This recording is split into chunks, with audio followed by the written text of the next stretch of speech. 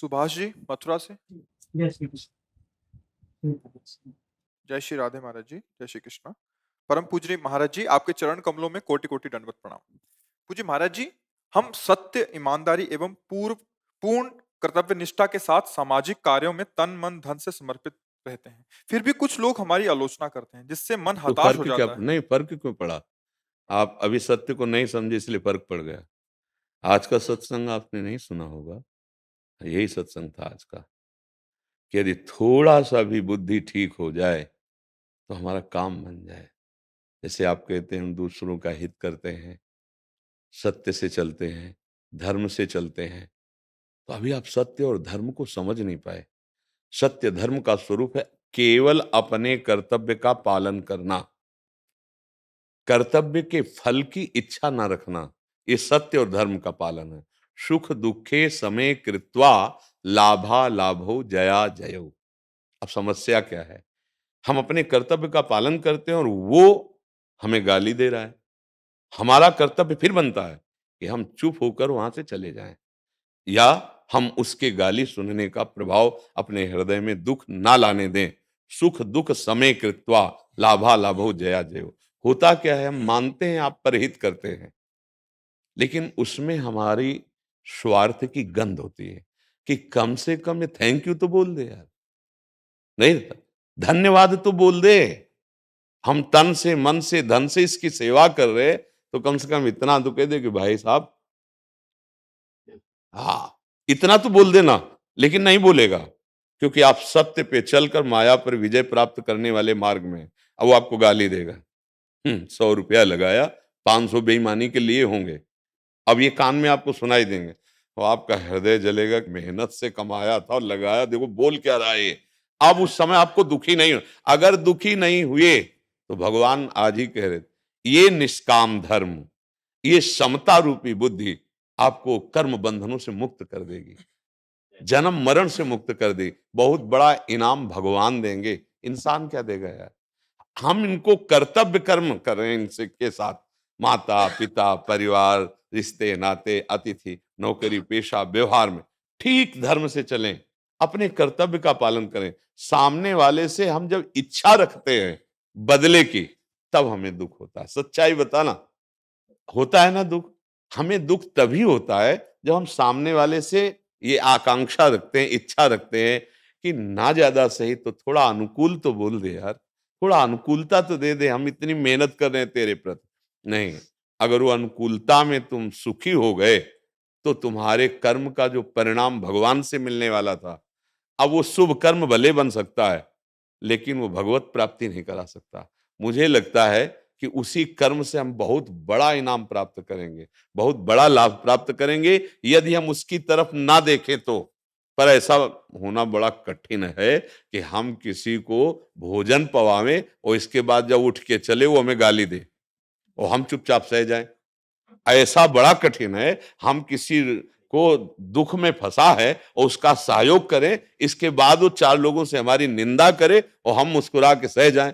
यही कठिन, तभी हम कर्म बंधन से मुक्त नहीं तो हमारे कर्म बंधन बहुत प्रबल हैं, इनको हम नहीं काट पाएंगे। अवश्य में वो भोक्तव्यम कृतम कर्म शुभाशुभम। अगर ऐसे चल दो तो कटे कर्म बंधन संसारी। जो तुम्हें दुख देने वाले कर्म बंधन वो कट जाएंगे, पर चलना कठिन है भाई। भगवान का आदेश है, सुख दुखे समय कृत्वा लाभा लाभो जया जयो। सुख दुख में, लाभ हानि में, जय पराजय में यदि समान भाव ले आओ और अपने कर्तव्य को कर जाओ तो तुम मुक्त हो जाओगे, तुम्हारे सारे पाप नष्ट हो जाएंगे, तुम्हें कभी दुख नहीं प्राप्त होगा। अब यही तो असली फल है। असली फल यही है कि हम कर्तव्य कर्म करके बदले में चाहे ना, पर कोई भी ऐसा बिरला निकलेगा जो ऐसे चले, नहीं तो हर क्रिया का फल हम पहले सोच लेते हैं। प्यासा है, पानी पिलाया है, तो कभी तो जब सामने पड़ेगा तो भाई आपने प्यासे में पानी, इतना तो हम चाहते ही हैं। ये जो हम कुछ इच्छाएं रखते हैं, इसीलिए इन सब करने पर भगवत प्राप्ति नहीं होती। बहुत ये सूक्ष्म विषय है, क्योंकि हम उसका भोग करना चाहते हैं, प्रशंसा सुनना चाहते हैं, हम मान चाहते हैं कि हमने इसकी सेवा की, भैया आपने तो कृतार्थ कर दिया। अगर आप सहयोग न करते ना अब आपको लगेगा हमारी सेवा सार्थक हुई, लगेगा नहीं? हाँ, वो सेवा लुट गई सेवा। और कहीं आपने प्रकाशित कर दिया, मर रहा था भूखों, हमने व्यवस्था की है, 4 लोगों से कह दिया, तो जीरो पे आ गए, बैलेंस ही नहीं बना आपका, जीरो पे आ गए। अब ये कहाँ समझ है? चुपचाप किया और वो गाली दिया, सह लिया, चल दिया, ऐसी जगह अविनाशी बैंक में जमा हो गया, कभी नष्ट ही नहीं होगा। पर आप अविनाशी बैंक में जमा करना ही नहीं चाहते। अगर कहीं 10-20 संतों को पवा दिया तो पोस्टर रोड में लगना चाहिए कि अमुक मथुरावासी इतने इतने ब्राह्मणों का और संतों का भंडारा, इतना ऐसा, वो हजारों लोग पढ़े और बैलेंस तुम्हारा जीरो। किया भी, वहां कुछ नहीं लगा। अगर कोई कह भी दे कि आज वृंदावन गए थे तुम, साधु सेवा की, अरे कहा यार साधु सेवा जो कुछ कहीं कुछ अगर बनता भी होगा तो भगवान की कृपा से, भगवान, हम कहाँ करने लायक हैं। अगर हमारी पूछो तो हम अपना पेट नहीं भर सकते, दूसरों का क्या।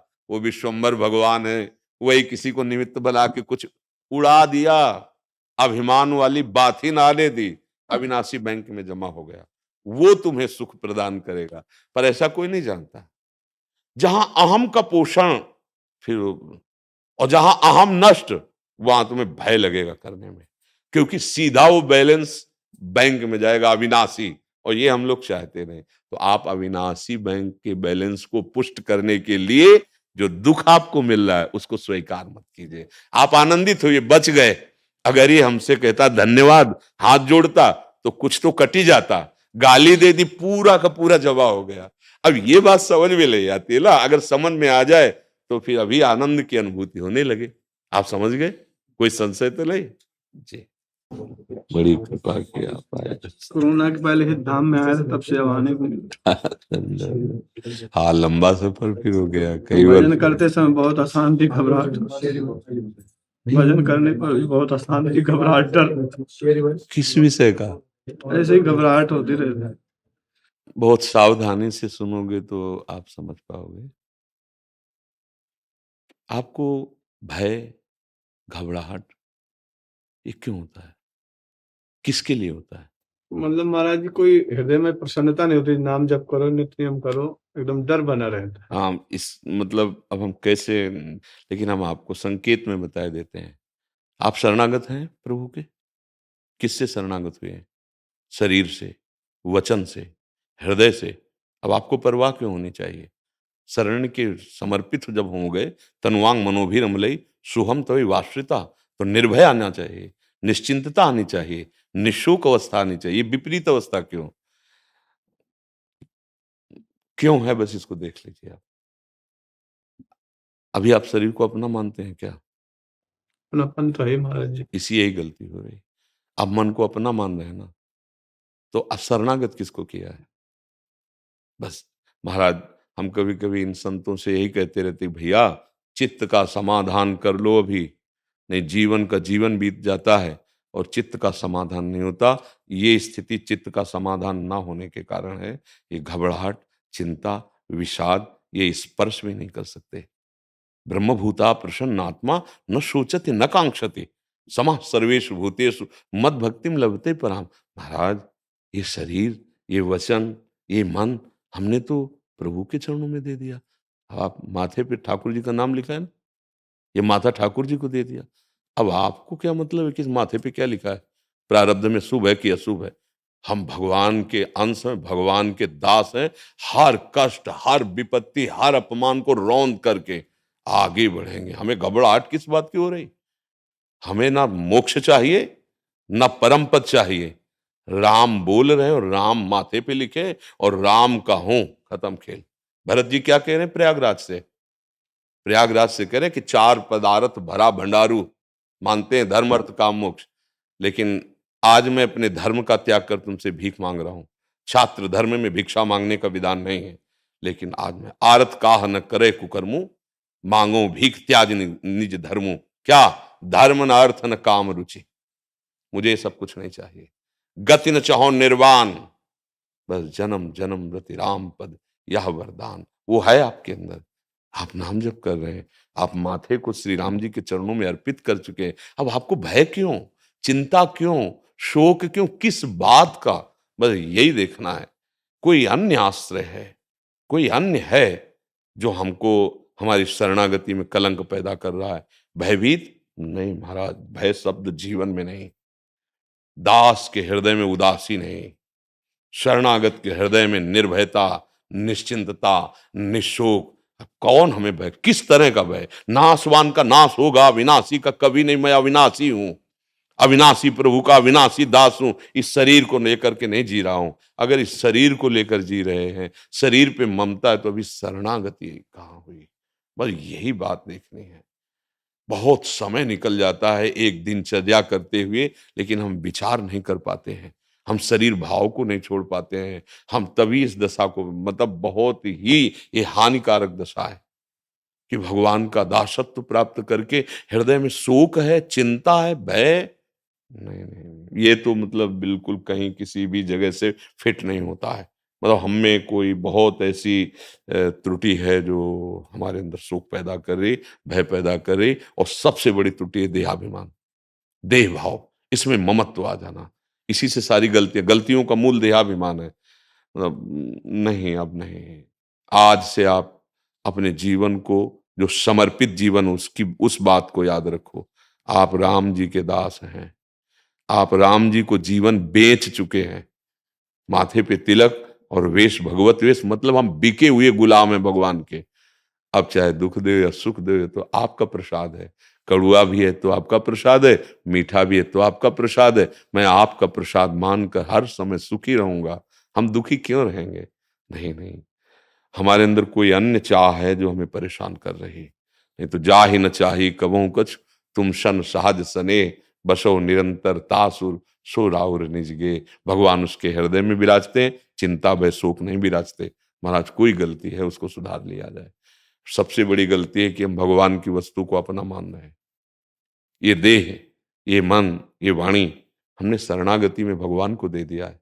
अब फिर मतलब लौट करके इस पर चिंतन करना, ये तो बड़ी हमारी समझ में बिल्कुल बात नहीं आ रही। कोई नया साधक बोलता तो लगता अभी चलो परमार्थ में। आपका बहुत समय व्यतीत हो चुका है, हो गया ना।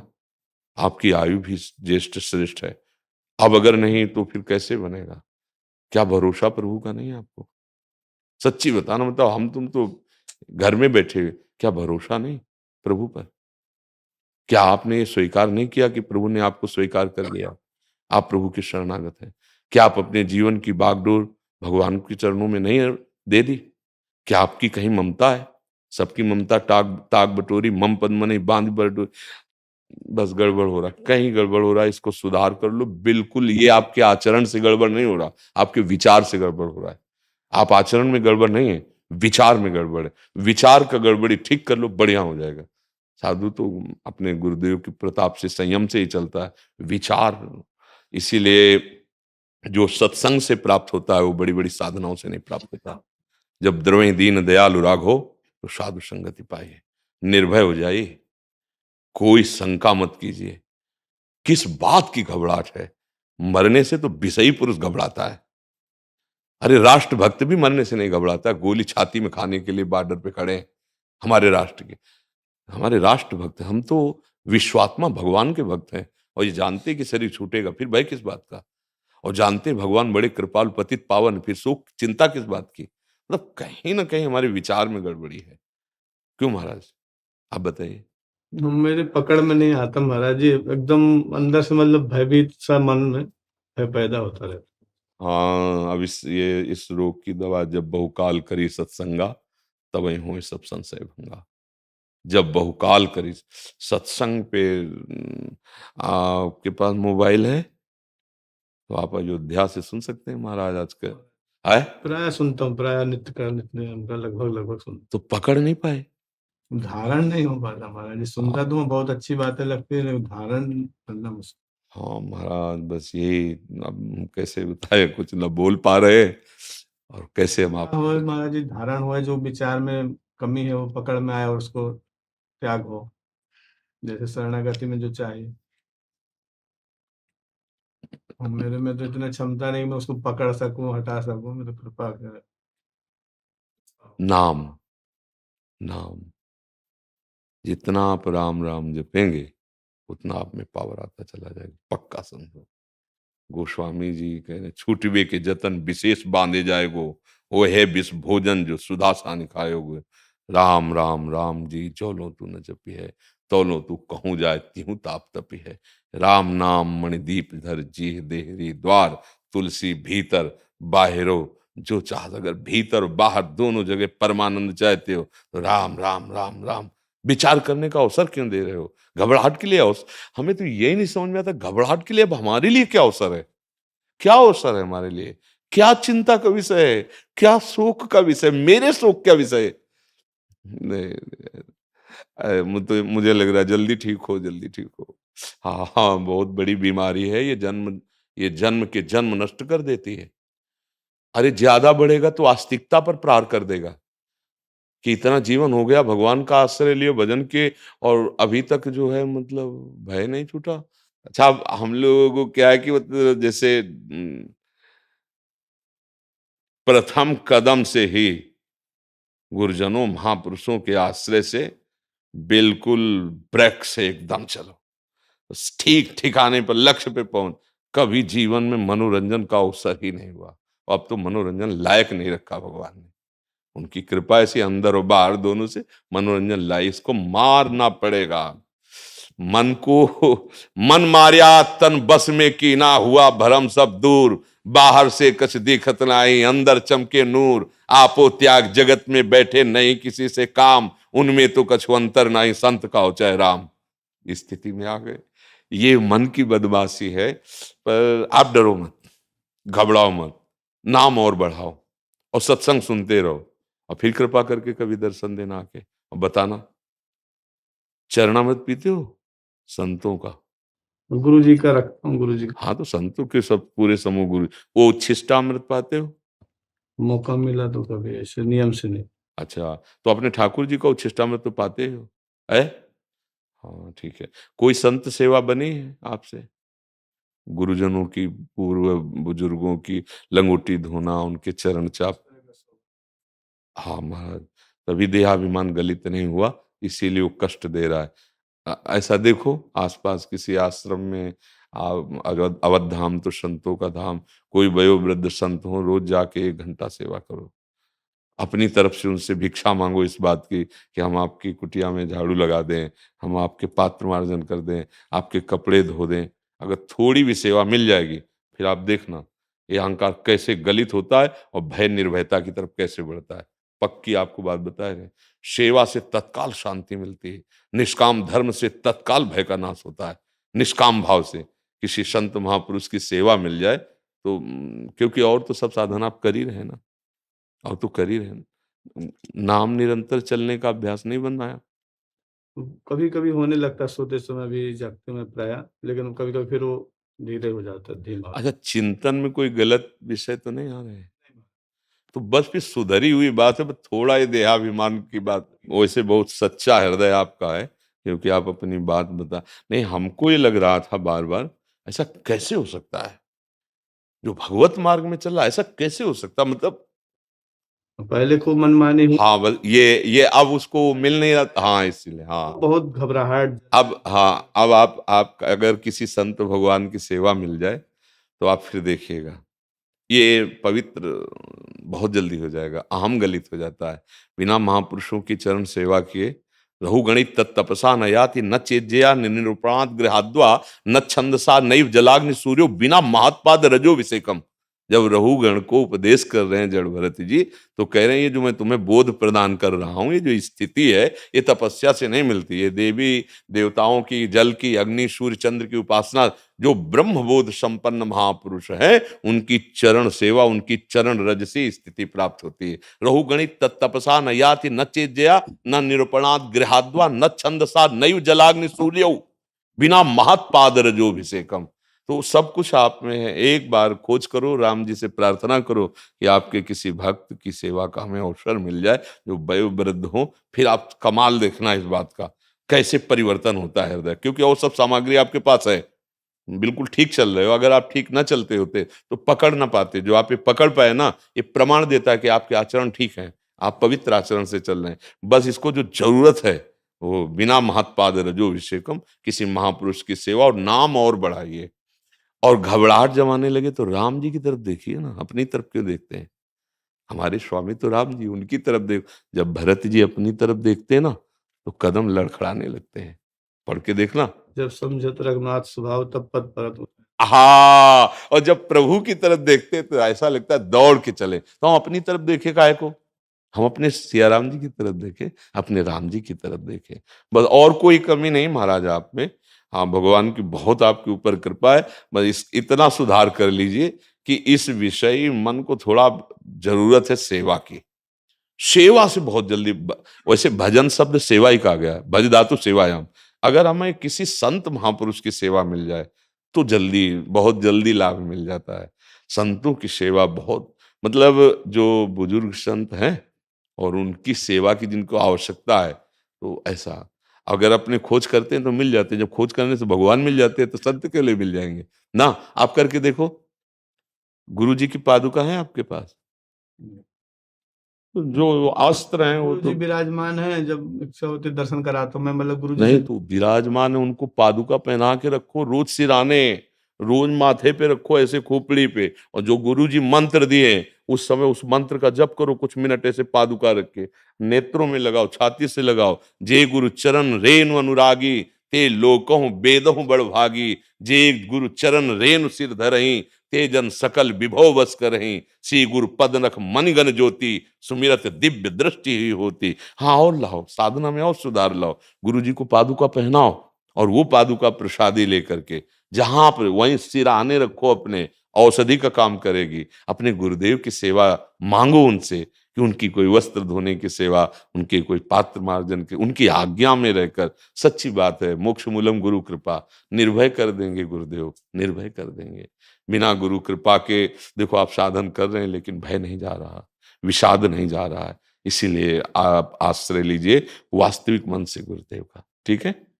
और कभी कभी आपको जब अवसर मिले तो फिर दर्शन दीजिएगा करके, और निश्चित परिवर्तन होगा। आप आज से समझ लेना, आप निश्चिंत हो जाओ। मेरी महारानी श्री राधा रानी बोली के बल से कहते हैं आप निश्चिंत हो जाओ। आप आए हो ना, वो रास्ता प्रकट हो जाएगा जहां से भय नष्ट होता है, जहां से शोक नष्ट होता है। निश्चिंत हो जाओ आप। दीपिका वर्मा जी पटियाला से। राधे राधे महाराज जी। राधे राधे महाराज जी, आपके चरणों में कोटि कोटि नमन। महाराज जी, आपका बहुत बहुत धन्यवाद, आपके सत्संग ने मेरी जिंदगी बदल दी। महाराज जी, मेरा एक प्रश्न है, क्या हमारी वेशभूषा जैसे कपड़े और मेकअप आदि का हमारे भजन या आध्यात्मिक सफर पर कुछ प्रभाव पड़ता है? ज्यादा बनावटीपन करने से शरीर में आसक्ति बढ़ती है। शरीर आसक्ति फिर कामनाओं को बढ़ने के बहुत चांस देते हैं। दूसरे भी देखकर कामना करते हैं और हमारे अंदर भी कामना आती है। उचित श्रृंगार, जैसे आप गृहस्थ में हैं तो उचित पहनावा पहनिए, उचित श्रृंगार कीजिए, क्योंकि आप गृहस्थ में हैं। अब उसमें थोड़ी कि हमारी तरह आप रज लपेट करके ऐसे नहीं, आप उचित श्रृंगार, पर इतना बनावटीपन ना आ जाए कि जिससे दूसरे का मन आकर्षित हो और हमारा मन भी कामनाओं में फंसने लगे। देखो, देह तो हम है नहीं, न तुम स्त्री हो न पुरुष हो। अपने कर्तव्य पालन के लिए स्वांग मिला है। अब जैसा आपका रूप है, आप शीशा से में जैसे देखते हैं ना, अब ज्यादा उसमें बनावटीपन करेंगे तो बार बार देखोगे, वो आसक्ति इसी में बढ़ेगी। और हमारा मानव देह मिला है इससे आसक्ति हटाने के लिए। तो उचित श्रृंगार, जैसे गृहिणी अपने घर में अपने पति आदि के, तो उचित श्रृंगार और सावधानी पूर्वक जीवन यात्रा में कोई गलती ना होने पावे, तो आपकी भक्ति पथ की पुष्टता वाली अंदर भावना आ जाएगी। अच्छा, जैसे बहुत है बाहरी श्रृंगार, तो उसमें कहीं ना कहीं हमारी कामना होती है कि हमारा शरीर सुंदर दिखे, और उस कामना के अंदर फिर कोई न कोई वासना, तृष्णा, स्पृहा, इच्छाएं ये राज्य करती है। फिर हमारा जो मार्ग भक्ति का है वो ढक जाता है। हमारा सात्विक जैसा और हम आपको सच्ची कहते हैं, सुंदरता तो सत्यता में चलने पर मिलती है। आप भजन करो और थोड़ा संयम से रहो, उचित, तो आपके चेहरे पर एक लावण्य आ जाएगा। मुख प्रसन्न तन तेज विराजा, कीनस रामचंद्र कर काजा। कोई भी हो, चाहे स्त्री शरीर हो चाहे पुरुष शरीर हो, संयम से चलो और भजन करो तो आपके चेहरे में वो सुंदरता होगी जो दूसरे के देखने पर निष्कामता बढ़ाएगी, कामना नहीं। देखो ना, संत महात्मा जन जो भगवान में चित्त जोड़े हैं, कौन सा भैया श्रृंगार बाहरी होता है। पर एक दर्शन करने के लिए जाते हैं ना लोग, वयोवृद्ध हैं, कोई बाहरी रूप की बनावट नहीं, पर एक अलौकिक सुख मिलता है। उनके देखने से ऐसा लगता है मैं देखता ही रहूं, उनको देखने से ऐसा लगता है ये अपने हैं, उनके देखने से एक अजीब आह्लाद होता है, आनंद होता है। क्यों? क्योंकि वो सत्य मार्ग में चल रहे हैं, भगवत मार्ग में चल रहे हैं। तो मुझे लगता है जो भगवत मार्ग का पथिक है, चाहे स्त्री हो या पुरुष हो, सात्विक वेशभूषा में रहे, क्योंकि वेशभूषा का प्रभाव हमारे चित्त पर पड़ता है। हम जैसे वेशभूषा धारण करेंगे वैसे ही हमारा अहम हो जाता है। हम जैसे बनावटी करेंगे ना, तो उसमें कामनाएं हैं, इच्छाएं हैं, वासनाएं हैं, तो वो दूसरों के प्रति भी और अपने प्रति भी ठीक नहीं है। सात्विक वेशभूषा, सात्विक श्रृंगार, आप देखो आपका जैसा स्वभाव है, जैसा स्वरूप है, वैसे बर्ताव करो। भगवान ने तो विधान बना ही दिया है आपके सुख के लिए। अब अगर बाहरी हम कुछ ज्यादा करते हैं तो उसमें हमें फिसलने का डर है और उसमें कामना बढ़ाने का सामने से भी डर है। तो हमें संसार तो इसी में विचरण करता है। लेकिन आप भक्ति मार्ग में अध्यात्म से पूछ रहे हैं, तो आपने भगवान को जो रूप पसंद आया वो दे दिया आपके कर्म के। अब उसी से हमारा ये स्वरूप थोड़ी है, इसका तो छोड़ना ही है, आज नहीं तो कल छूटेगा। और इसकी गति भी आप लोग जानते क्या होगी? नहीं, आप इसको बनावटी क्या ज्यादा करें। बढ़िया सुंदरता लगेगी जब देखो माई सुंदरता की सीमा, राधा राधा राधा रटोगे तो आपके नेत्र सुंदर हो जाएंगे, आपकी वाणी सुंदर हो, आपके विचार सुंदर हो जाएंगे, आपको देखने में अच्छा लगेगा। और वो अच्छा लगना निष्काम होगा, वो गंदी गंदी वृत्ति नहीं पैदा करेगा।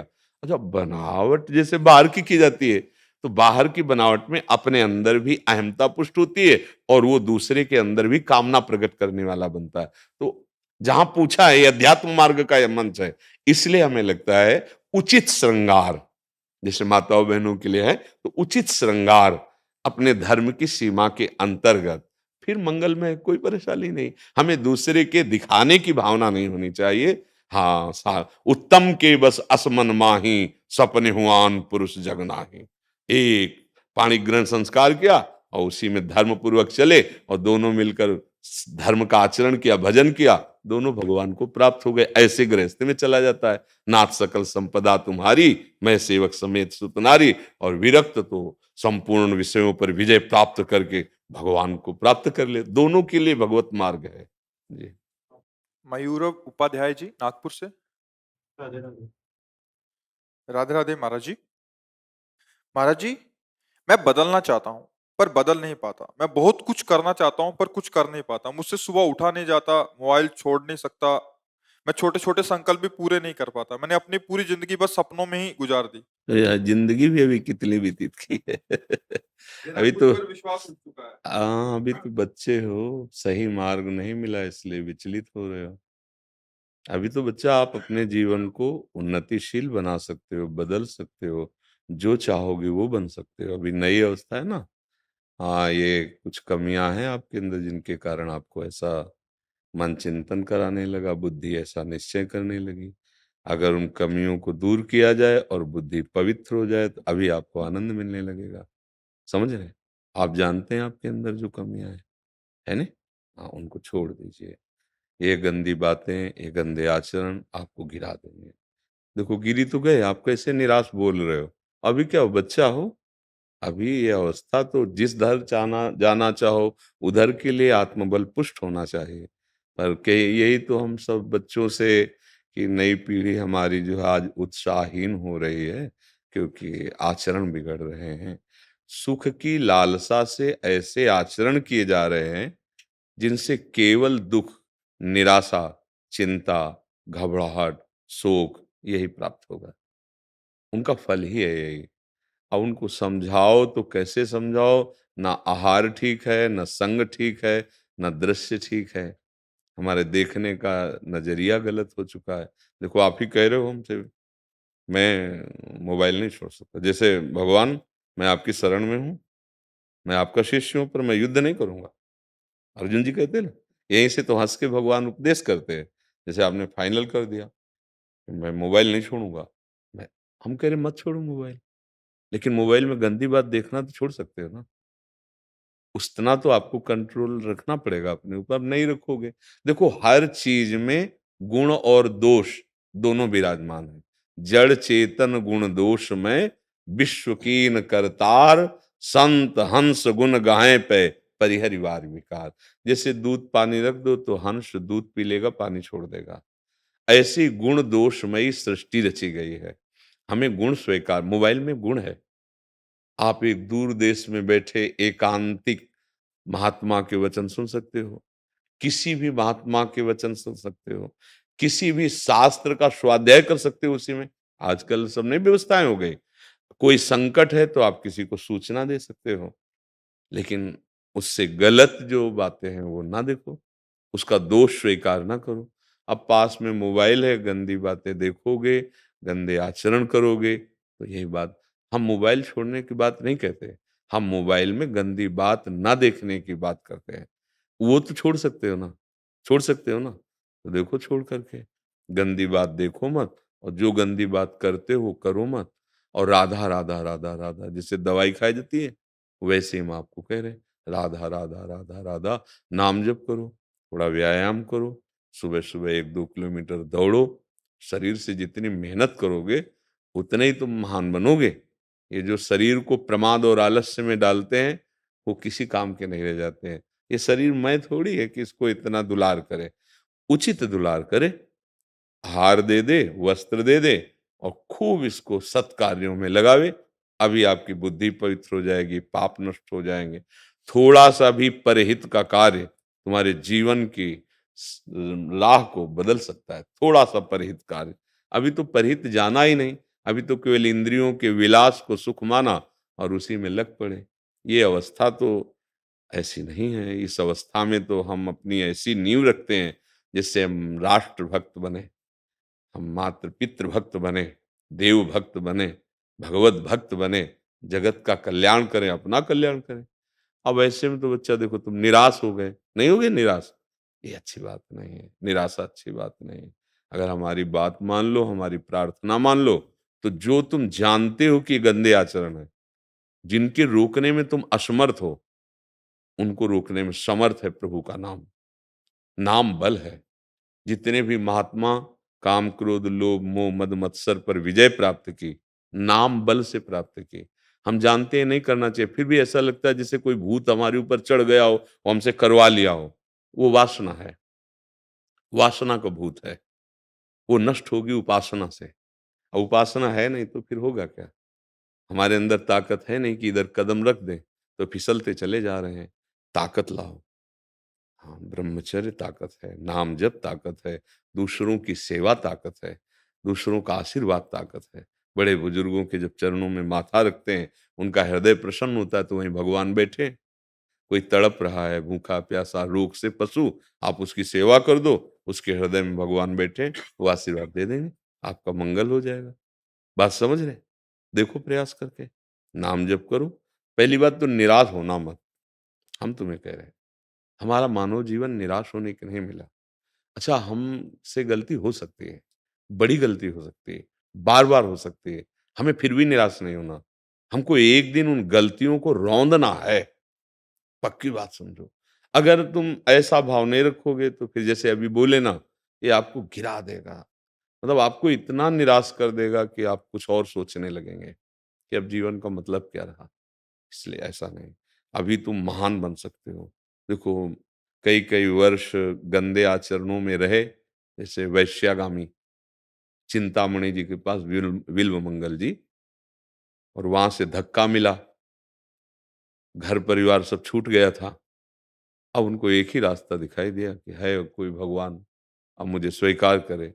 हमने जिसके लिए सब कुछ न्यौछावर कर दिया, उसने तो धक्का मार के बाहर निकाल दिया। चिंतामणि जी ने उनको धक्का मार के बाहर निकाल दिया।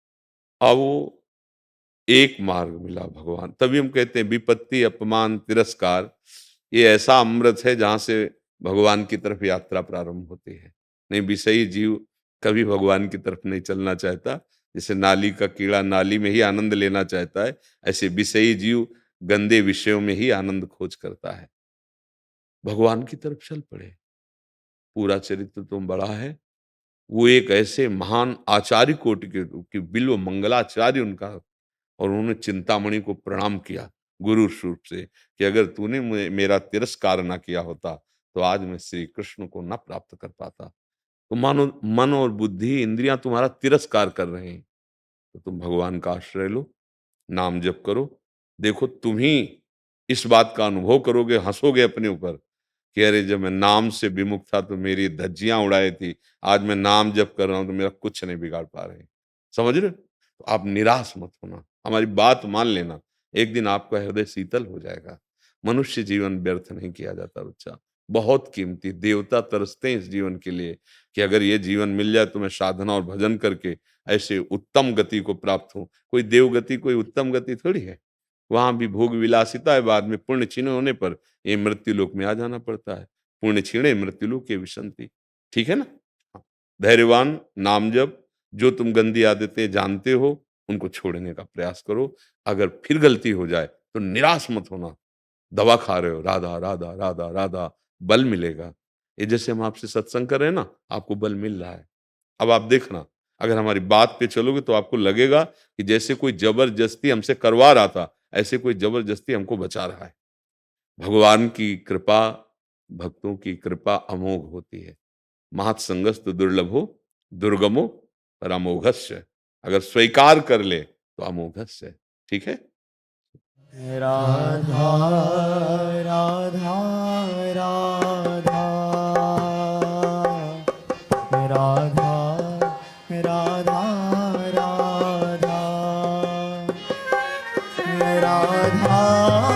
राधा राधा राधा राधा राधा